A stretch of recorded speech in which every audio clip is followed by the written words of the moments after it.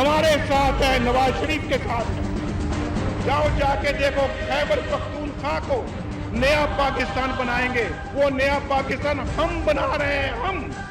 वज़ीर आज़म नवाज शरीफ ने सांगला हिल के इंटरचेंज का इफ्तिताह कर दिया, जिसके बाद अपने खिताब में वज़ीर आज़म ने कहा कि सांगला हिल के अवाम की ख्वाहिश पर इंटरचेंज बनाया।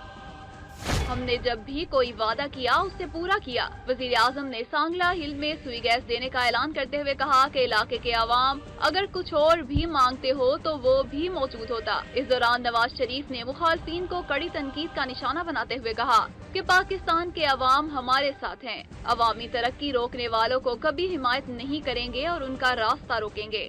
पाकिस्तान के अवाम हमारे साथ है, नवाज शरीफ के साथ है। तरक्की के एजेंडे को कभी रोकने वालों की कभी वो इंशाल्लाह मदद नहीं करेंगे, उसकी मुखालफत करेंगे। उन लोगों से भी आपको पूछना चाहिए जो आज तरक्की के रास्ते में हाइल हो रहे हैं, तरक्की का रास्ता रोक रहे हैं। वज़ीर आज़म ने कहा कि अवाम उन लोगों से पूछें जिनके बायस मुल्क में बिजली का बहरान पैदा हुआ। उन्होंने कहा कि खैबर पख्तूनख्वा में जाकर सूरत हाल देखें। नया पाकिस्तान असल में हम बना रहे हैं। नया खैबर पख्तूनख्वा बनाने वाले सिर्फ दावे ही करते रहे, जबकि पुराना पाकिस्तान अपनी जगह पर मौजूद है। उन लोगों की कोशिश है कि बिजली की लोड शेडिंग खत्म ना हो। जाओ जाके देखो गवादर को, जाओ जाकर देखो बलोचिस्तान को, जाओ जाके देखो खैबर पख्तूनख्वा को, जो उन्होंने कहा था कि हम नया खैबर पख्तूनख्वा बनाएंगे, नया पाकिस्तान बनाएंगे। वो नया पाकिस्तान हम बना रहे हैं, हम।